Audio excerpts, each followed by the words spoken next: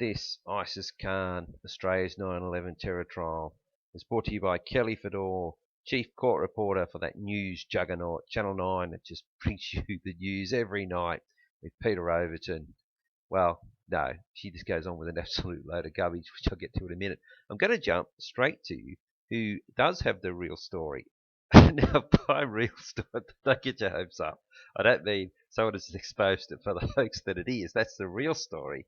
No, I mean just the real story of what's actually happening inside the court as they dodgily get this thing over the line, as opposed to the absolute load of garbage Kelly goes on with. So yeah, it's not the real story as in the real story, or otherwise, people would be dead like Alice Farr. So, all right, let's get into it. And it's a newspaper, but no, it's not the Daily Telegraph. They haven't reported on this since September 4, 2018. They're not interested in the 2019 trial of Australia's 9/11 terror perpetrator. Now we need to go to the Port Stephens Examiner and the Avon Advertiser. These carry the same story by the same journo, Margaret Schakowsky. There she is. So, what's Margaret reported? Well, she reports things that Kelly Fedor did not report. And she lets us know where this is going. And we all know where it's going anyway. The mental health angle. Now, this information that Margaret presents here, I couldn't find it on any other news website. So I don't think she sourced this from somewhere else. She may have, but I couldn't find it. And it's very detailed. It appears like either her or someone on her behalf has gone in to the court itself to get this information, because it's not reported on Channel 9 or on the mainstream media. And just go back to Kelly here. Whenever she reports, it's always very quiet. There's no other media about. That's because I haven't seen the ABC 7 or 10 cover the 2019 version of Australia's 9/11 trial. Only Kelly Fedor, all by her lonesome. She's the chief court reporter, though. And look, they would see that she's down there. Surely they would send someone else down there, wouldn't they? No, they haven't. So let's just get back to this excellent information by Margaret. Now, she actually names the psychiatrist that's going to get him the mental health verdict that they want. Now, his name is Dr. Jonathan Adams. Now, he's very well known. He is a forensic psychiatrist who works in private practice in criminal and civil medico-legal work. So this is what he does. So he's called up for this. Now, what he says here is, in my view, it is reasonable to conclude he, Ihsas, was suffering from symptoms consistent with the diagnosis of schizophrenia during the period surrounding the alleged offence. Forensic psychiatrist Dr. Jonathan Adams testified. And further on in the article, he goes on to say, under questioning from defence barrister Troy Anderson, Dr. Adams said he interviewed Khan twice and considered material, including his psychiatric history records and police interview.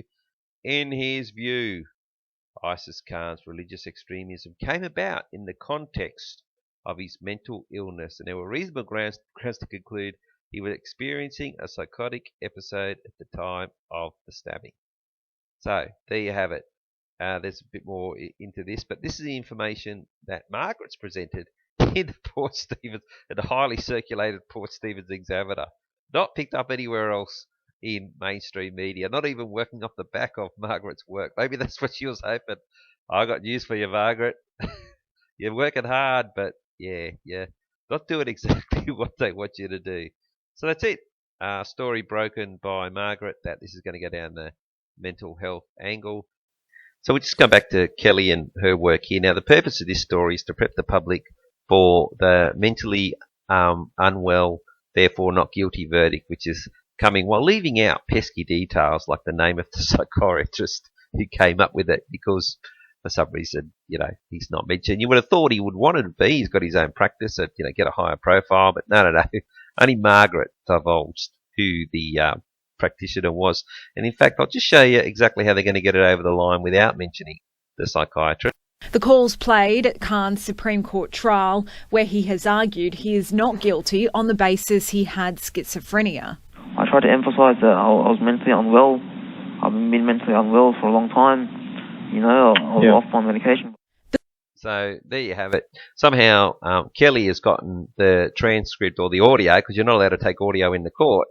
So somehow she's been given a copy of the audio, and she gets to play that, and it's there, Ihsas, pleading. And what they've also done there is they're only playing recordings. So Ihsas isn't in there giving evidence under oath himself. They're just playing recordings of what he'd said prior, the same as what they did in the January where they had Wayne Greenhalgh and Sevi supposedly giving evidence, but they didn't. The only evidence they would have said was, yeah, that's me in that video, and then they played the video. And of course, the video, they're not under oath where they're giving that evidence. So that's how they've gotten away with putting stuff up to the juries. Now, I'll just mention the juries. Now, if you read here, they're right in the middle here. I'll just highlight it. Back in May 2017, a second jury had been discharged. So they discharged 2 juries by that stage, and have discharged at least 1, because I went in there and I saw them, because that woman was turned up. She couldn't turn up because she was sick. Now, they discharged a whole jury, I think, because they talk amongst themselves throughout. They deliberate. So therefore, if one drops out, they need to get a whole new jury in. So, but what they need to do then is to present new evidence. So the game they're playing there is that they're presenting evidence in court, terror, he's going to be convicted.